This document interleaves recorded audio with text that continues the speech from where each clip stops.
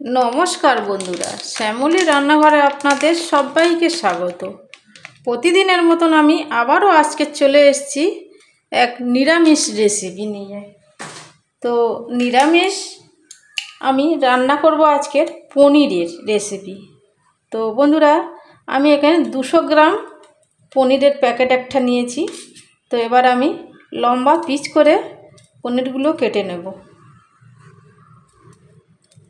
তো বন্ধুরা, নিরামিষের দিনে আমরা কি রান্না করি ভাবতে ভাবতে ভালো লাগে না। তো এরকম পনির যদি রান্না করে নিরামিষের দিনে খাওয়া যায়, দুর্দান্ত লাগে।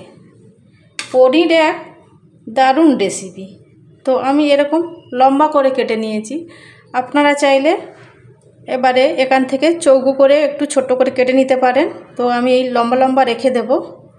তো আপনারা অনেক রকমভাবে বাড়িতে বানিয়ে থাকেন। আমি কিভাবে বানাবো পনিরের রেসিপি, বন্ধুরা সঙ্গে থাকুন, দেখতে থাকুন।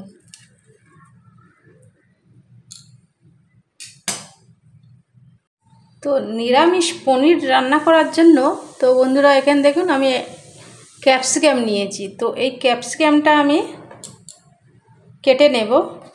তো ক্যাপসিকাম দিয়ে এই পনির রান্না করলে পনিরের টেস্ট দ্বিগুণ বেড়ে যায়। তো আমি এরকম লম্বা করে কেটে নেব।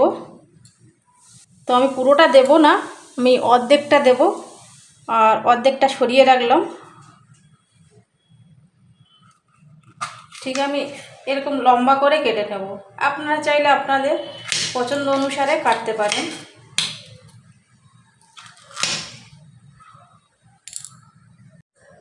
তো পনির আর আমি ক্যাপসিকাম সব লম্বা লম্বা করে পিস করে নিয়েছি। তো এখানে আমি 6টা কাঁচা লঙ্কা নিয়েছি। তো নিরামিষ রান্না আর এই গরমের দিনে যত পাতলা করে খাওয়া যায় তত শরীর স্বাস্থ্য ঠিক রাখা যাবে বন্ধুরা। আর এখানে আমি পুদিনা পাতা নিয়েছি, এই দুটো আমি নিয়েছি। তো পাতাগুলো ছাড়িয়ে নেব। আর নিয়েছি এখানে একটু ধনে পাতা। তো এই পুদিনা পাতা ধনে পাতা আমি কোন সময় দেব সেটাই আপনাদের দেখাবো, বন্ধুরা সঙ্গে থাকুন। নতুন কোনো বন্ধু আমার এই চ্যানেলে এসে থাকলে সাবস্ক্রাইব ও লাইক দিয়ে আমার এই ছোট্ট চ্যানেলের পাশে থেকে যাবে। নতুন ও পুরনো বন্ধুদের অসংখ্য ধন্যবাদ, অনেক অনেক ভালোবাসা। ভিডিও শুরুতে একটা লাইক দিয়ে সম্পূর্ণ দেখবেন। তো আর এখানে নিয়েছি বন্ধুরা, এখানে আমি 6 পিস কাজু নিয়েছি। এখানে 4 টেবিল চামচ পোস্ত আর 2 টেবিল চামচ আছে চালমগজ। চালমগজের থেকে আমি পোস্তটা একটু বেশি নিয়েছি। আর এখানে দারচিনি, 4টে লবঙ্গ, 3টে এলাচ, এগুলো সব আমি একই সঙ্গে পেস্ট করে নেব। আমি মিক্সিং জারে নিয়ে নিলাম, আপনারা চাইলে শিলেও বেটে নিতে পারেন।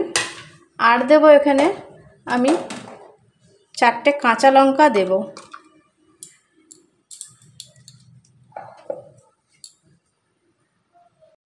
তো আমি জল ছাড়া শুকনো অবস্থায় ঘুরিয়ে নিয়েছি। তো কাঁচা লঙ্কা ছিল বলে দলা দলা দেখাচ্ছে। তো এখন খুব ভালো পেস্ট হয়নি, হালকা পেস্ট করে নিলাম। তো এবার আমি 4 টেবিল চামচ এখানে আমি টক দই দিয়ে নিলাম। টক দইটা দিয়ে একই সঙ্গে আবারও একটু পেস্ট করে নেব। তো গ্যাসের ওভেনে আমি একটা ফ্রাইং প্যান বসিয়ে দিলাম। দিয়ে গ্যাসটা আমি আগে থেকে জেলে রেখে দিয়েছিলাম। গ্যাসের ফ্লেমটা হাইতে দিয়ে আমি ফ্রাইং প্যানটা আর তেলটা খুব ভালো করে গরম করে নেব। এখানে আমি সর্ষের তেল দিলাম, আপনারা চাইলে সাদা তেল দিয়েও রান্নাটা করতে পারেন। তো তেলটা খুব ভালো করে গরম করতে হবে।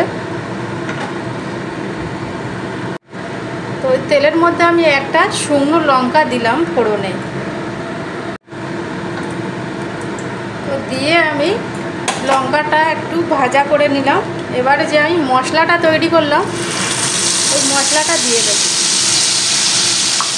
তো বন্ধুরা, আমি অফ ক্যামেরায় মশলা পেস্ট করার সময় আমি ছোট টমেটোর অর্ধেকটা কেটে একই সঙ্গে পেস্ট করে নিয়েছি। এইবার আমি গ্যাসের ফ্লেমটা মিডিয়ামে করে দিলাম। দিয়ে মশলাটা একটু সময় নিয়ে কষাতে হবে। তো মিক্সির জারটা ধুয়ে আমি একটু মশলার জল দিয়ে নিয়েছি, নিলে তাহলে মশলাটা খুব ভালো করে কষানো হবে। তো বন্ধুরা, এরকম খুব কম উপকরণ দিয়ে, কম মশলা দিয়ে এরকম পনিরের তরকারি আপনারাও একবার হলেও বাড়িতে বানিয়ে দেখবেন, খেতে তো দারুণ লাগে। আর জিরে আর ধনে গুঁড়ো একই সঙ্গে মেশানো আমি 1 টেবিল চামচ দিয়ে দিলাম। আর দেবো এখানে পরিমাণ মতো নুন দিয়ে দেবো। বন্ধুরা, এখানে আমি হলুদ দেব না, আপনারা চাইলে হলুদ দিতেও পারেন।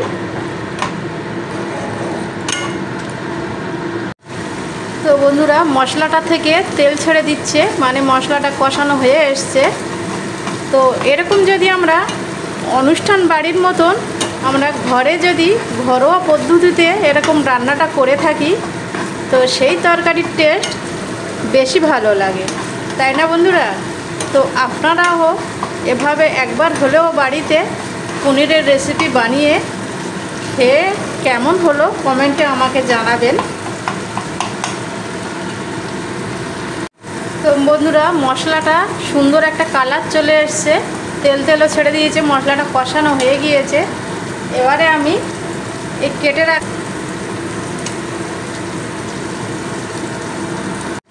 তো ক্যাপসিকামটা এই মশলার সঙ্গে দিয়ে আমি বেশি সময় কষাবো না, 1 মিনিট কষিয়ে নেব।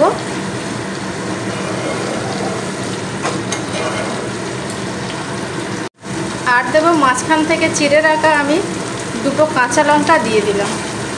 তো এখানে আমি গুঁড়ো লঙ্কা দেব না, এই গরমের সময় গুঁড়ো লঙ্কা না খাওয়াই ভালো, কাঁচা লঙ্কা দিয়ে রান্নাটা করছি। কাঁচা লঙ্কার তরকারির টেস্ট বেশি ভালো হয়। তো কষানো হয়ে গিয়েছে, এবার আমি এখানে গরম জল দিয়ে দেবো।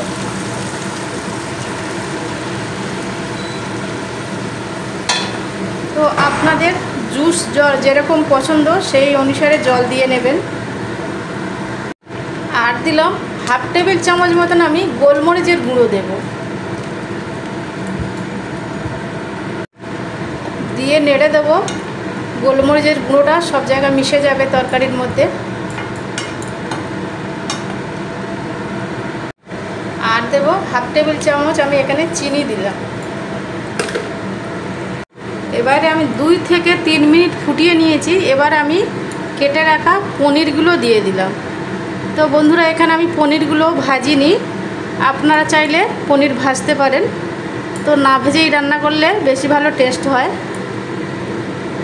তো সবাই না ভেজে রান্নাটা পছন্দ করে না, বন্ধুদের যেমন পছন্দ সেইভাবে রান্না করতে পারেন। তো এবার এই পুদিনা পাতা নিয়েছি আর ধনে পাতা, তো একই সঙ্গে পেস্ট করে নেব পুদিনা পাতা আর ধনে পাতা। তো পুদিনা পাতা আর ধনে পাতা আমি একটু জল দিয়ে পেস্ট করেছি, একটু জল জল হয়েছে।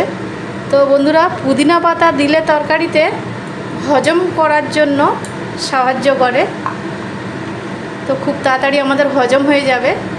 পুদিনা পাতা খুবই একটা ভালো উপকরণ। তো আমি আরও 2 থেকে 3 মিনিট ফুটিয়ে নেব। তো বন্ধুরা, পনিরের তরকারি আমার হয়ে গেছে, ক্যাপসিকামটা সিদ্ধ হয়ে গেছে। আর পনির তো খুব কম সময়ে সিদ্ধ হয়ে যায়। তো বন্ধুরা, তরকারির কালারটা কত সুন্দর এসছে দেখুন, তো খেতে তো দারুণ লাগবে। তো হয়ে গেছে আমার পনিরের তরকারি। তো এবার আমি গ্যাসটা অফ করে দিলাম। তো বন্ধুরা, এরকম না ভেজে পনিরের তরকারি আপনারাও একবার করে দেখবেন, খুব সুন্দর নরম হয় আর খেতেও টেস্টি হয়। তো এই ছিল আজকেকার আমার পনিরের রেসিপি। কেমন হলো, কোনো অংশে আপনাদের একটু হলেও যদি ভালো লেগে থাকে, একটা লাইক কমেন্ট শেয়ার করবেন, সাবস্ক্রাইব করে আমার এই ছোট্ট চ্যানেলের পাশে থেকে যাবেন, বেল বাটনটি অন করে রাখবেন, তাহলে সবার আগে আপনাদের কাছে এরকম নিত্য নতুন নোটিফিকেশান পৌঁছে যাবে। সবাই সুস্থ থাকবেন, খুব খুব ভালো থাকবেন। আবার দেখা হবে নেক্সট কোনো ভিডিওর সঙ্গে। নমস্কার, টাটা, বাই।